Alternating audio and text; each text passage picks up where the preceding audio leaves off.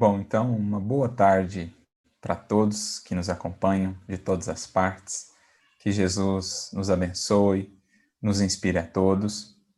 É para mim uma imensa alegria poder fazer parte dessas comemorações, dos 40 anos desse trabalho tão sério, tão dedicado aí da CEF.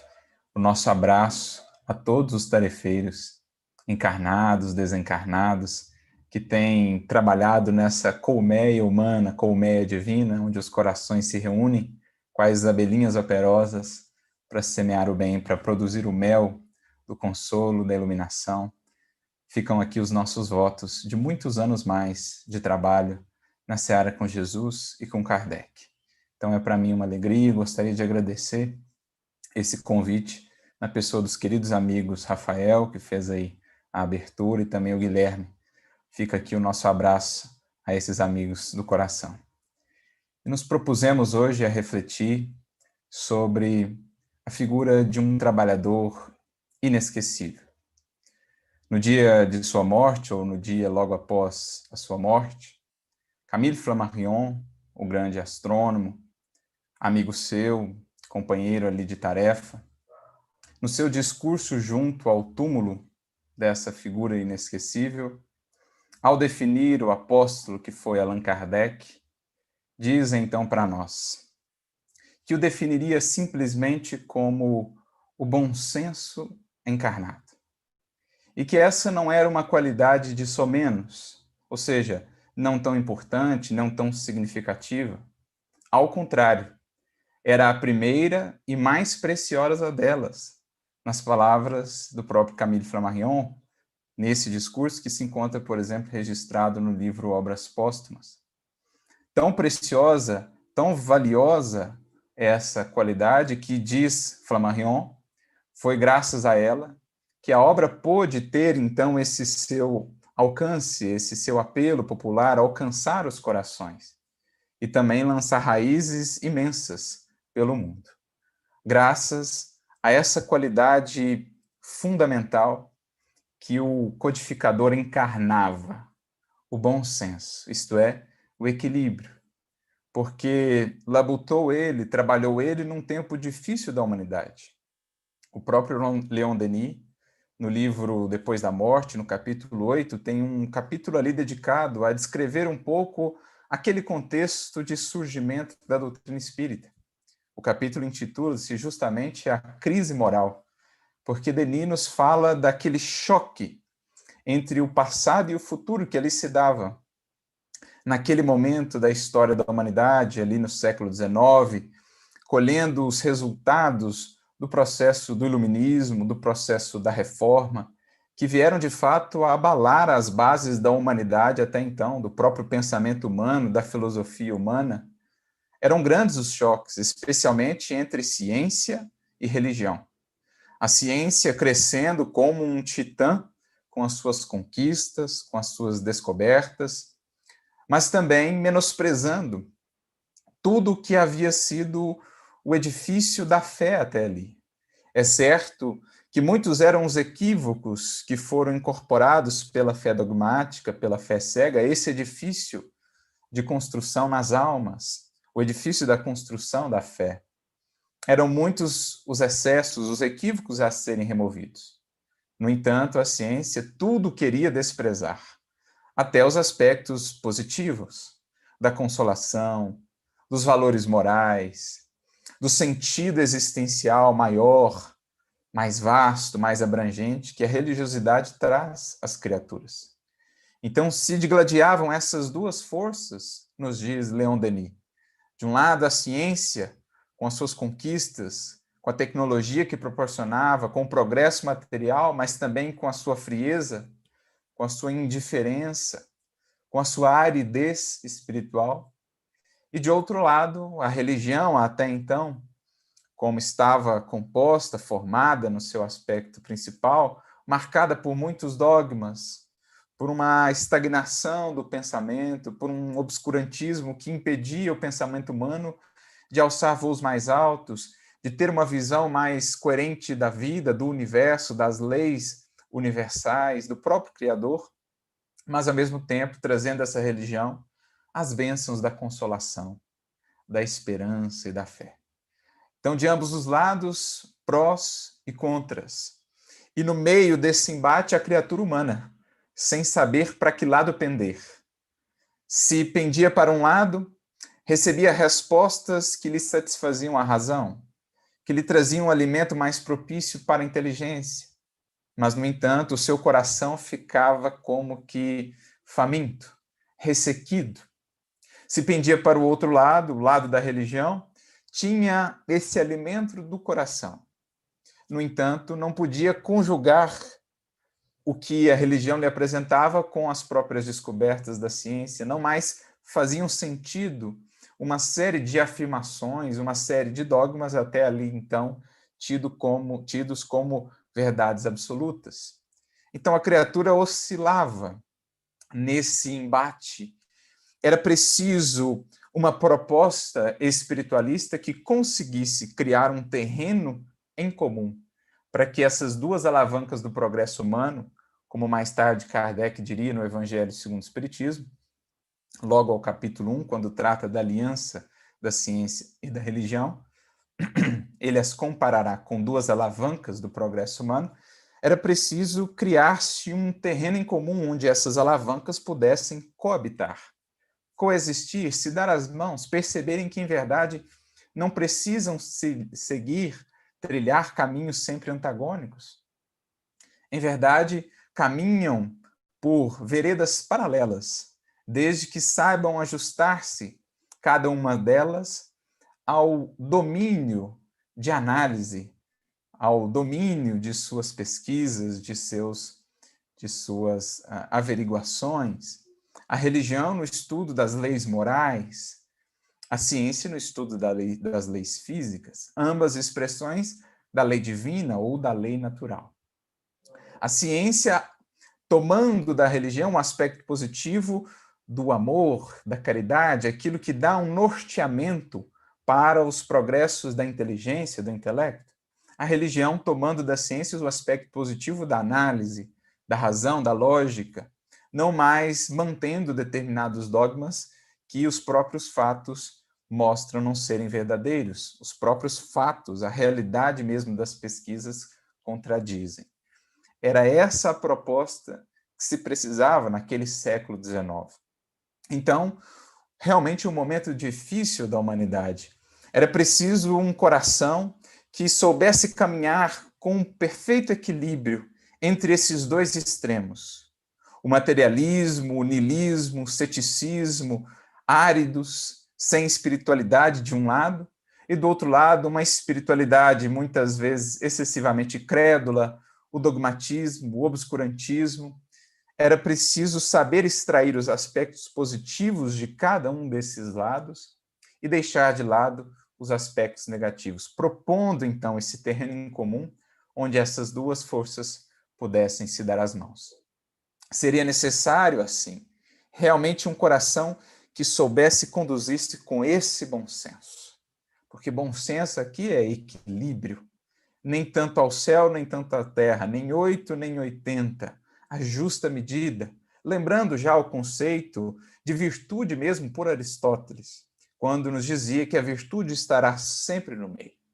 E eis então que surge esse apóstolo, esse missionário escolhido a dedo pelo Cristo. Porque imaginemos, quantos e quantos milhares de espíritos tinha o Cristo para escolher ali um entre eles, aquele que viria cumprir a tarefa absolutamente significativa, marcante para a história da humanidade, a tarefa do cristianismo redivivo, da terceira etapa da revelação, resgatando o evangelho do próprio Cristo e abrindo os horizontes do porvir da humanidade para novos entendimentos, novos conhecimentos essenciais para a preparação da humanidade do porvir. Então imaginemos o quadro de espíritos que o Cristo tinha ao seu dispor para escolher ali um deles para a tarefa. E ele escolhe então esse que conhecemos por Allan Kardec. Não só um apóstolo da razão, um apóstolo do coração, mas, sobretudo, na fusão desses elementos, o apóstolo do bom senso, porque era o que aquele tempo pedia, era o que aquelas circunstâncias desafiadoras pediam. E não somente naquele tempo. Quando olhamos para o nosso tempo, passados aí mais de 160 anos daquele momento da humanidade, vemos que essa qualidade de Kardec, essa que ele incorporou talvez como nenhum outro, ela segue sendo extremamente importante e hoje talvez até mais importante. O que nos faz entender que Kardec não era apenas um apóstolo para aquele momento, mas sim um apóstolo dos novos tempos, ou nas palavras de Emmanuel, o apóstolo da renovação humana. Porque certamente a espiritualidade já sabia, estávamos prestes, questão de um século, um pouco mais, a entrar numa nova era da história da humanidade. A era da informação, a era em que os conhecimentos, em que a informação circularia de maneira absolutamente impressionante, em volumes, em velocidades jamais antes vistos. E, sobretudo, nesse momento em que somos inundados por tantas informações, é que o bom senso, na análise daquilo que nos chega, seja aqui da interação entre nós, os encarnados, seja na interação com o mundo espiritual, essa análise será extremamente fundamental, para que não venhamos a nos perder nesse mar de informações, nesse mar de inquietações que o mundo moderno, em sua velocidade, nos projeta, ou nos leva a viver. Como nunca vamos percebendo a importância de não somente analisarmos a obra kardeciana, mas essa postura kardeciana, tão bem definida por Camille Flammarion, que certamente foi muito inspirado ao escolher essa qualidade. É imprescindível tenhamos, no nosso tratar hoje com a vida, com as pessoas, com a informação, com tudo aquilo que nos chega, é imprescindível tenhamos muito bom senso. Porque ainda vemos esses embates no mundo, entre ciência e religião, aqueles que só conseguem enxergar a ciência como o caminho fundamental, aqueles outros que só conseguem enxergar a religião como um caminho fundamental, e poucos têm sido aqueles que conseguem, portanto, conciliar, como Kardec mesmo nos ensinou a fazê-lo, esses dois caminhos, os aspectos positivos de cada um deles, deixando de lado os aspectos negativos. Ainda hoje veremos aqueles que insistem apenas no materialismo, apenas nesse cientificismo, como se a ciência fosse capaz de desvendar todo o universo, todo o cosmos, toda a criatura, sem entender que a ciência se limita ao estudo do domínio material, da materialidade, ao passo que, para o estudo do domínio espiritual ou do ser espiritual, nós temos aí as leis morais, que são de alçada da religião, mas da religião bem compreendida, da religião pautada também no raciocínio, na fé raciocinada, que será a grande proposta kardeciana. Então, ainda nos vemos em meio a esses embates, os que tudo quererão explicar apenas com um lado da moeda, os outros buscando apenas o outro lado da moeda, mas nós convidados a juntar, a unir esses dois elementos tão fundamentais para a nossa caminhada espiritual. Ainda veremos, por um lado, o materialismo ferrenho, o niilismo, o ceticismo absoluto, e do outro lado, a credulidade excessiva, o deslumbramento, que tudo crê, tudo aceita, sem qualquer uma análise, sem análise qualquer, sem qualquer reflexão mais ponderada. Veremos essas informações, portanto, nos alcançando todos os dias, aquelas que nos chegam do mundo espiritual e que pedirão de nossa parte esse bom senso kardeciano. Vemos um mundo também em polarização, em que indivíduos que tomam esse ou aquele partido, ou esse ou aquele lado, não conseguem sequer dialogar com o outro lado, entreter ali uma reflexão, uma análise lúcida das coisas, das circunstâncias, dos problemas da humanidade.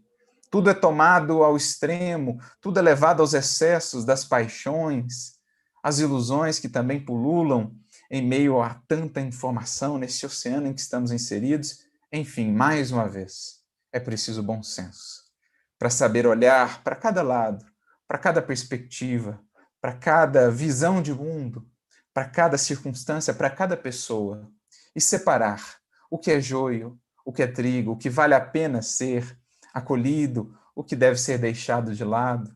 Como nunca no nosso mundo moderno, vemos essa qualidade, a do bom senso, como uma das qualidades mais essenciais. Me recordo, inclusive, de uma mensagem do Espírito Lázaro, que está no capítulo 9, item 8 do Evangelho segundo o Espiritismo, quando ele nos diz que cada época é marcada por um vício e por uma virtude que haverão de salvá-la ou perdê-la. Lá, aquele tempo, na sua mensagem, Lázaro diz que a virtude daquela época era o esforço intelectual, o da inteligência, e creio seja ainda a mais presente, a mais patente em nossos dias de hoje, o desenvolvimento, o progresso intelectual. Por outro lado, diz Lázaro, que o vício daquele tempo era a indiferença moral. Certamente, a indiferença moral é ainda um desses vícios muito danosos, muito complicados nesse nosso mundo em que estamos muitas vezes tão conectados virtualmente, mas absolutamente desconectados pelas vias do coração, em que estamos em meio a multidões, mas absolutamente sozinhos tantas vezes, sem sequer olhar, identificar o outro, sem sequer realmente vê-lo como alguém que existe, que tem ali as suas dores, as suas lutas, um mundo muitas vezes de invisibilidade social. Mesmo no seio do lar, embora convivendo ali indivíduos sob o mesmo teto, ao longo da vida, ao longo da rotina, quantas vezes não temos ali corações absolutamente indiferentes uns aos outros, às dores, aos anseios, aos questionamentos. Então, de fato, a inteligência, o esforço intelectual e a indiferença moral são um par aí desse vício-virtude, um binômio vício-virtude, que marcam ainda o nosso tempo. Mas creio também que um outro binômio que define especialmente esse tempo mais moderno, pós-era da conectividade, seja esse binômio da insensatez e do bom senso. Porque temos visto realmente a insensatez ganhando terreno nos corações. A insensatez no trato com o mundo espiritual, como dizíamos. Tudo se acolhe como verdadeiro, não se analisa, se partilha a mensagem de espírito tal, espírito outro, sem que se tenha o mínimo de critério kardeciano, de bom senso kardeciano. Insensatez nas relações, dizíamos, das polarizações, que levam indivíduos a realmente se odiarem, mesmo tendo vínculos, às vezes, muito próximos, uma convivência diária, se odeiam porque têm perspectivas diferentes quanto à vida, ou simplesmente porque ostentam um rótulo diferente, seja no espectro político, seja numa escola filosófica, seja onde for, da maneira que for. A insensatez do preconceito, a insensatez da corrupção, a insensatez, enfim, dos excessos de toda sorte que vemos nesse nosso mundo. As criaturas que não têm conseguido caminhar pelo caminho da sensatez, ou seja, pelo caminho do meio, pelo caminho do equilíbrio, pelo caminho do bom senso. E é aí que a figura de Kardec se realça ainda mais ao nosso olhar. A sua vida apostolar, a lucidez das suas obras, a clareza dos seus argumentos, a ponderação, a reflexão, a urbanidade com que ele dialogava mesmo com os detratores, com os críticos mais ferrenhos, sem nunca perder esse equilíbrio, sem nunca afastar-se do bom senso. Nem tanto ao céu, nem tanto à terra, nem tudo dando à ciência, nem tudo dando à religião, buscando os aspectos positivos de cada lado, nem o materialismo feroz, nem a credulidade excessiva, pelo contrário, uma espiritualidade lúcida, uma fé raciocinada, mas também calcada na caridade, que é a sua base, que é essa raiz que nutre, então, o pensamento, o intelecto, para que ele verdadeiramente tenha luz. Não seja apenas aquele brilho seco, aquele brilho frio, puramente da inteligência, destituída de sentimento, destituída de coração. Portanto, o bom senso, nesse equilíbrio tão essencial, é realmente uma virtude de que todos estamos necessitados. É Kardec o apóstolo dos novos tempos, porque justamente foi e segue sendo esse apóstolo do bom senso. E nós, como seus discípulos, como aprendizes, é preciso, portanto, busquemos também incorporar essa virtude que lhe foi tão característica e que ele revelou ser tão essencial, as próprias circunstâncias nos têm mostrado isso. É preciso nos esforcemos por entender o que é, então, esse bom senso. Como conquistar esse bom senso? Como desenvolvê-lo? E aqui me recordo de um próprio trecho de Kardec, no Livro dos Espíritos, logo na introdução, lá no item 17 da introdução, quando Kardec diz assim, que o indivíduo pode ter até muito atilamento, ou seja, muita sagacidade, muita perspicácia, pode ser até muito instruído mesmo, e carecer-se de bom senso. Então, Kardec já nos diz que o bom senso não é simplesmente um fruto da inteligência, da razão apenas. Claro, a razão terá um papel primordial, mas a razão e mais alguma coisa que faça dessa razão verdadeiramente lúcida. Então ele diz que não basta o atilamento, a sagacidade, portanto, a perspicácia, ou mesmo a instrução, porque vemos muitas vezes indivíduos os mais cultos, absolutamente afastados do caminho do bom senso. Nesse clima de paixões exacerbadas, vemos grandes inteligências, grandes culturas, negando fatos mais elementares, negando evidências, negando, enfim, realidades tão patentes apenas porque estão a serviço de determinadas ideias já pré-concebidas, de determinados preconceitos, de determinadas ilusões. Então, embora sejam indivíduos, por vezes, muito inteligentes, muito cultos do ponto de vista da sabedoria humana, falta-lhes ainda algum elemento que lhes dê efetivamente essa característica do bom senso, da lucidez. Qual é esse outro elemento, então, que vem complementar aí a razão, o raciocínio, fundindo-se nesta qualidade essencial do bom senso? O próprio Kardec, nesse trecho que mencionávamos, ele então prossegue dizendo, falando, né, a respeito do bom senso, que não bastaria a instrução, que não bastaria esse atilamento, mas que o primeiro indício da falta de bom senso está justamente em crer o indivíduo que o seu juízo é indene ou está impossibilitado de se equivocar, que o seu juízo jamais poderia se equivocar. Ou seja, o que Kardec implicitamente está dizendo com isso? Está dizendo que a marca mais fundamental aí da ausência de bom senso, aquele elemento que mais prejudica o bom senso é o orgulho. Porque quando o indivíduo crê-se infalível, quando ele crê que o seu raciocínio, que a sua maneira de pensar, de raciocinar, jamais estaria sujeita a um equívoco, a uma falha, a uma incompletude, o que há por detrás disso? Senão uma tremenda presunção, que é naturalmente filha, ou que tem a sua origem no orgulho. Então Kardec nos dá a pista aí, nesse item 17 da introdução de O Livro dos Espíritos, quando nos diz que o primeiro indício da falta de bom senso é crer-se o indivíduo infalível no seu juízo, na sua análise das coisas. Portanto, o orgulho oculto a prejudicar o bom senso.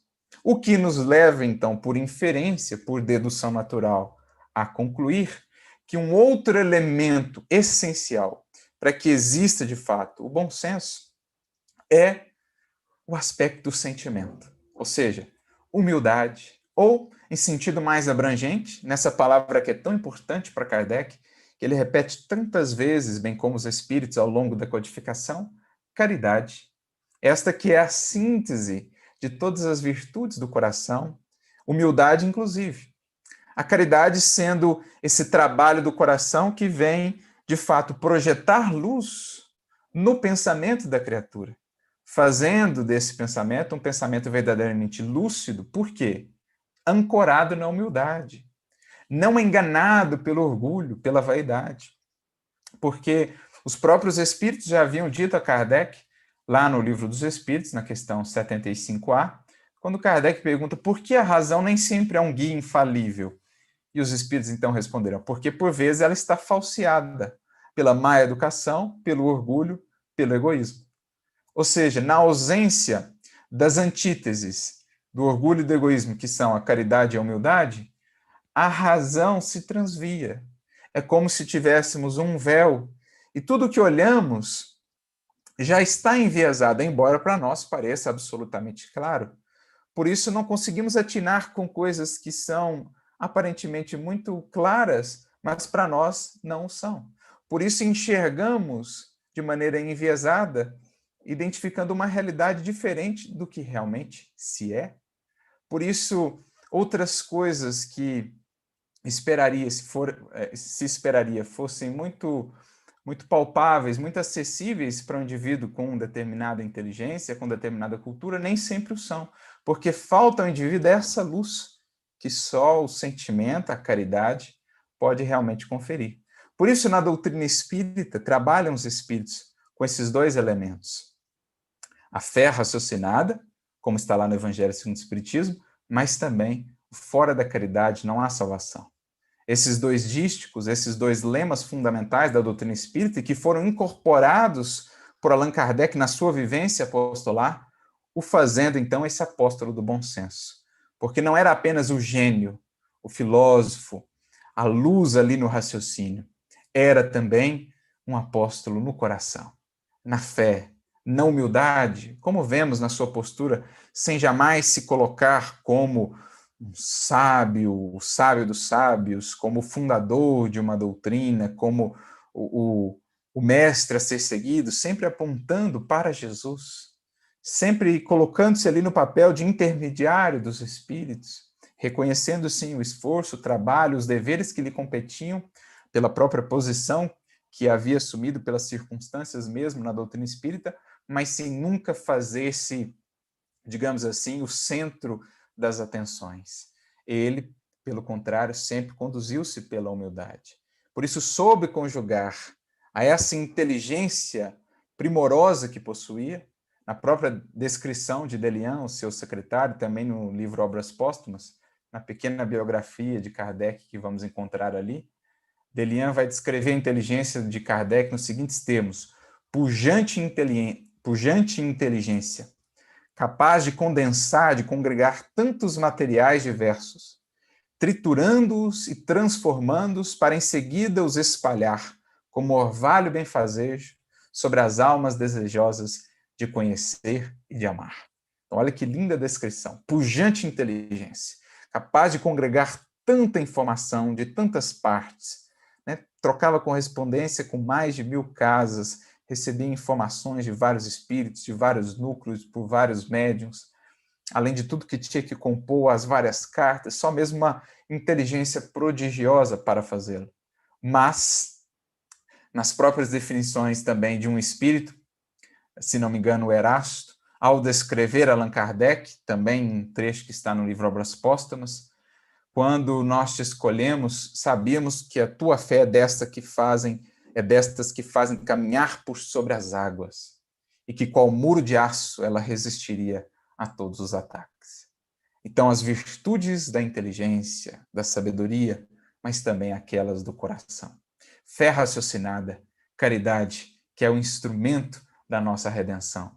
Eis a conjunção tão necessária para que a nossa razão seja lúcida e o bom senso seja alcançado, para que a nossa inteligência não se perca nos véus da ilusão, nos véus que nos são trazidos pelo orgulho, pela vaidade. Por isso, Emmanuel terá uma mensagem intitulada Sentimento e Razão, no livro Coletânea do Além, em que ele nos dirá: muito se fala na doutrina espírita em fé raciocinada, mas muitas vezes temos nos esquecido em falar também sobre razão iluminada, porque somente uma razão iluminada pela humildade e pela caridade é que propiciará uma fé efetivamente raciocinada. Eis o porquê Kardec ter sido tão exitoso, tão bem-sucedido na difícil empreitada que ele empreendeu, porque não foram poucos aqueles que se perderam nesse intercâmbio com o mundo espiritual. Muitos acabaram iludidos, fascinados, justamente pela falta desse bom senso, que a todo momento Kardec faz questão de lembrar nas suas obras. Ele mesmo, sendo lembrado, mais uma vez por Erasto, como está lá no Livro dos Médiuns, olha, bom senso, analisa com rigor da lógica todas as mensagens que receber, porque melhor é repelir 10 verdades do que aceitar uma teoria errônea. Então, Erasto, fazendo questão de frisar para ele essa importância do bom senso, e assim ele procedeu, não importa qual fosse o nome do espírito que ali assinava ou qual médium era o que trazia a mensagem, sempre submeteu tudo a esse crivo da razão, da lógica, mas no seu caso um crivo realmente aprimorado, um crivo realmente afinado. Por quê? Porque trazia ele essa luz do coração, da caridade que o movia, que o inspirava, da humildade que era a sua segurança contra as armadilhas do egoísmo e do orgulho. Então, a todo momento, em sua obra, ele faz questão de frisar isso, inclusive para nós, os espíritas, de um modo geral, quando, por exemplo, mais uma vez em O Livro dos Médiuns, lá no capítulo 3 da primeira parte, quando trata dos 4 tipos de espíritas, aqueles primeiros que ficam apenas nos fenômenos, os segundos, os imperfeitos, que já conseguem entrever a questão moral, mas não a aplicam a si mesmos, antes a aplicam aos outros. Os espíritas verdadeiros, os que aplicam a moral a si mesmos. E o 4º tipo de espíritas. Muito interessante esse conceito que Kardec traz lá no Livro dos Médiuns. Ele chama de espíritas exaltados, que são aqueles que pecam por essa credulidade excessiva, pelo entusiasmo que cega, que deslumbra. Então recebem tudo do mundo espiritual, creem em tudo, não analisam nada e divulgam isso em nome do espiritismo, fazendo com que o espiritismo seja incompreendido por aqueles de fora, porque passam a associar o espiritismo a esses excessos e equívocos da credulidade excessiva, da falta de análise. Daí Kardec nos convidando, portanto, a ser não os espíritas exaltados, mas os espíritas de bom senso, os espíritas lúcidos, aqueles que no mundo de tantas fake news, de tantas mensagens apócrifas, de tanta polarização, seremos aqueles que prezaremos todas as nossas ações, todas as nossas palavras estarão pautadas, né? Prezaremos em tudo que fizermos por esses 2 elementos, pela análise lógica, lúcida, racional das coisas, mas também amorosa, compreensiva, humilde, porque aí sim conseguiremos varar esse oceano de tantas informações sem naufragarmos nos excessos para um ou para o outro lado. É imprescindível, nesses nossos tempos, que saibamos nos conduzir assim. Daí a importância de estudarmos, conhecermos a obra kardeciana, nos informarmos quanto a esses critérios que ele nos apresenta ao longo de toda a obra, mas também a importância de estarmos com Jesus no Evangelho servindo, aperfeiçoando o nosso coração, iluminando o santuário do nosso coração, para que essa luz, então, se projete em nosso raciocínio, dando-nos clareza, dando-nos bom senso. É o que Kardec vai definir no Evangelho segundo o Espiritismo, quando inclusive fala dos bons espíritas, lá no item 4 do capítulo 17, em que ele vai dizer que uma das qualidades fundamentais ali para a gente realmente penetrar na essência do espiritismo, e diríamos mais, na essência das coisas, da vida, das leis, das pessoas, para a gente penetrar nisso, não basta simplesmente a cultura, o desenvolvimento do intelecto, é preciso uma certa sensibilidade moral que Kardec vai definir como maturidade do senso moral, que independe da idade, do grau de instrução, porque é associada, sobretudo, a esse desenvolvimento moral, que está naturalmente atrelado ao Evangelho de Jesus, que é a síntese da educação moral mais luminosa que a humanidade terrestre já recebeu. Os valores fundamentais que o Mestre nos ensina e nos convida a praticar são a grande escola do exercício diário para que, aos poucos, as fibras do nosso coração se tornem assim tão sensíveis. A luz possa realmente acender no santuário do sentimento, projetando-se, então, para o tabernáculo aí da razão, para que ela se faça penetrante, para que ela consiga alcançar a essência das coisas, das leis divinas, da própria doutrina espírita, das pessoas, enfim. É preciso aprendamos a conjugar essas duas coisas, Daí, mais uma vez, repito, esses dois lemas, esses dois dísticos, que são talvez os mais importantes de todo o Evangelho segundo o Espiritismo. Fé inabalável é somente aquela que pode encarar a razão em todas as épocas da humanidade, face a face. E, por outro lado, fora da caridade não há salvação. Por isso me recordo de André Luiz, quando nos diz que o bom senso é o companheiro seguro da caridade. E certamente o inverso também é válido. A caridade é a companheira inseparável do bom senso, porque foi o que deu a Kardec essa segurança para não se perder em caminhos que outros tantos se perderam, no trato com o mundo espiritual, no desenvolvimento de uma doutrina filosófica, não se perdeu ele nos sistemas particularistas, no personalismo, na ilusão, na vaidade, conseguiu ele caminhar por esse caminho de lucidez, por esse caminho do equilíbrio, no mundo dividido, no mundo polarizado, como é o nosso hoje ainda, e o era ao tempo de Kardec, é preciso que busquemos caminhar por esses caminhos também. Mas para que o façamos com proveito, para que estejamos sempre atentos, há algo não poderíamos esquecer também. Há um elemento essencial para que o bom senso permaneça conosco, que é o autoconhecimento, o autoanalisarmos-nos, ou, como diria mais uma vez André Luiz, no livro Opinião Espírita, lá no capítulo 13, a autocrítica. Ele tem uma mensagem intitulada Autocrítica, em que ele nos dirá: autocrítica, sim e sempre. Olha que interessante. Autocrítica, sim e sempre. Porque o primeiro passo, o primeiro indício, já nos dizia lá Kardec, na introdução do Livro dos Espíritos, da falta de bom senso é justamente quando não nos olhamos e não consideramos as nossas possíveis fragilidades. Consideramos-nos infalíveis, consideramos-nos, digamos assim, perfeitos em qualquer análise, em qualquer perspectiva, completos, sem a necessidade de aprimorarmos a visão aqui, de acrescentarmos mais uma variável ali. Na falta da autocrítica, estamos num caminho quase que certo para a perca do bom senso, da lucidez. Por isso, André Luiz aqui é enfático, autocrítica sim e sempre. Que não significa dizer aqui ficar nos martirizando, sempre exaltando as nossas impossibilidades, as nossas fragilidades, o que acaba muitas vezes culminando numa estagnação espiritual. O que acaba sendo uma espécie de orgulho também. Não contentes em não sermos os melhores, queremos ser, pelo menos, os melhores dos piores. E aí nos colocamos tão para baixo, tão impossibilitados de agir, tão repletos de fragilidades que nada podemos fazer. Não é esse o sentido aqui da autocrítica. É a autocrítica lúcida, equilibrada, aquela que reconhece sim as imperfeições, que reconhece sim as limitações, mas que reconhece também todos os potenciais que aqui estão aguardando para serem desenvolvidos e que fatalmente serão desenvolvidos se nós nos empenharmos com disciplina, com paciência, com estudo, com perseverança. Então é esse o sentido aqui de autocrítica. Não é aquela excessiva que nos coloca em posição estagnada, em posição soturna, não.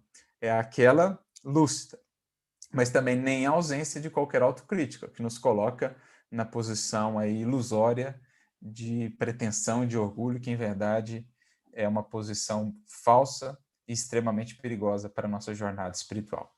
Autocrítica, sim e sempre. E aí ele prossegue. Podão da sensatez apara os supérfluos da fantasia. Então, estar sempre recorrendo ao podão da sensatez, que apara os supérfluos da fantasia.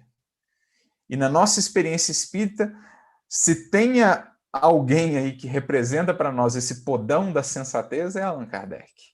Porque em contato com as suas obras é o que nós vamos adquirindo. Vamos deixando de lado esse apego atávico que temos ao sobrenatural, ao místico e etc., para buscarmos o caminho da sensatez, sem cairmos no outro excesso, que é um ceticismo, um niilismo, duvidar de tudo. Não, é o justo equilíbrio. O podão da sensatez é o que vamos aprendendo com Kardec, no lidar com a sua obra, no lidar com a sua maneira de pensar, de ser, da importância de voltarmos a essas bases, Nunca perdemos de vista essas bases na doutrina espírita, porque tudo mais será construído sobre isso. Se essas não forem as nossas bases na doutrina espírita, Jesus e Kardec, caridade e fé raciocinada, estaremos sempre em muito perigo.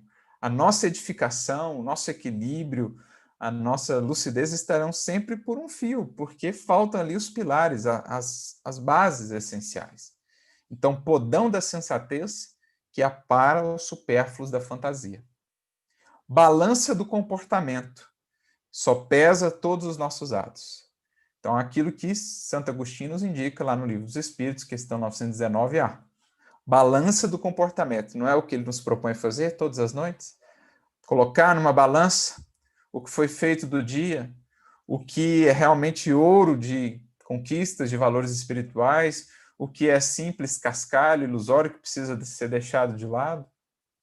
Então, fazer isso e sempre, sim e sempre, repetindo mais uma vez André Luiz, para que a gente tenha uma imagem mais clara do que temos sido.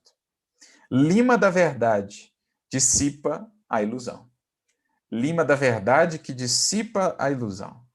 A doutrina espírita, em nos trazendo a verdade tão acessível, tão clara acerca das leis divinas, das leis morais e espirituais que nos regem, ela vai dissipando ilusões, mostrando-nos que não existem privilégios, que não existem fórmulas mágicas, há um só caminho. Trabalho, esforço, humildade, caridade, essencialmente, como Jesus mesmo já nos havia dito. Metro moral define o tamanho do nosso discernimento. Então, o desenvolvimento moral, o nosso metro moral, é o que define o tamanho do nosso discernimento, ou seja, do nosso bom senso. Quanto mais o coração se aprimora, mais luz projeta na razão, mais dessa conjunção nasce o verdadeiro discernimento. Não apenas o brilho estéril da inteligência pura por si só, sem sentimento, nem também só a emoção, só o sentimento sem razão, que acaba caindo também nos excessos e nas ilusões. Espelho da consciência reflete a fisionomia da alma. E por fim, um pouco mais adiante, ele prossegue dizendo: quem não avança na estrada do equilíbrio que somente a autocrítica delimita com segurança, estamos sempre nos analisando, portanto, resvala facilmente na impropriedade ou no excesso, perdendo a linha das proporções. Então, essa linha das proporções, é esse meio termo, é esse fugir dos excessos que nós não temos conseguido encontrar nesses tempos da era da informação. Critica-se as coisas, as pessoas, os acontecimentos sem saber, sem se estar informado. Toma-se partido disso, daquilo outro, em oposição àquele outro, e fere-se pessoas, reputações, simplesmente por causa de rótulos, por causa de denominações. Acolhe-se qualquer informação que chega do mundo espiritual e transmite-se isso em nome do espiritismo, ou acolhe-se qualquer informação que chega, as chamadas fake news, e passa-se isso adiante sem compromisso com a verdade. Traça-se determinadas conclusões precipitadas na interação do espiritismo com outras ciências, gerando um descrédito da imagem da doutrina espírita perante determinados grupamentos, enfim. Se a gente não tem essa autocrítica pautada no estudo da doutrina espírita e no desenvolvimento desse senso moral da humildade, da caridade, nós nos perdemos, caímos nesses excessos. Com a autocrítica, lisonja e censura, elogio e sarcasmo deixam de ser perigos destruidores. Por isso Kardec conseguiu passar incólume a tantas provas, a tantos ataques, a tantas armadilhas. Então, deixam de ser perigos destruidores, de vez que a mente, provida de semelhante luz, acolhe-se ao bom senso e à conformidade. Eis o porquê a figura de Allan Kardec, esse apóstolo do bom senso, se engrandece para os nossos tempos, para os novos tempos, como sendo na sua obra e na sua vida essa bússola segura para que caminhemos sempre com Jesus em direção à nossa efetiva libertação, em direção ao conhecimento da verdade que liberta, porque nos liberta de nossas paixões e de nossas ilusões, como o Mestre já nos havia dito lá atrás. É preciso saibamos, portanto, espelhados no próprio Kardec, configurar em nossa vida caridade e razão, a fim de que tenhamos discernimento, lucidez. Lembrando o próprio apóstolo Paulo, que já há muito tempo nos dizia em Filipenses 1:9, por exemplo, que a vossa caridade cresça, sempre mais e mais, em ciência e em conhecimento. Apresentamos, portanto, a necessidade dessa fusão, dessa junção, que em Kardec resplandeceu, que em Kardec se converteu nessa figura, nas felizes palavras de Flammarion, o bom senso encarnado. Que saibamos nos inspirar na figura inesquecível do codificador e que, com ele e Jesus, saibamos nos guiar, nos conduzir aos novos tempos, ao amanhã, a começar de nós mesmos, na construção do novo ser humano e, enfim, da nova humanidade. Que Jesus e que Kardec abençoe e inspire a cada um de vocês muita luz e muita paz.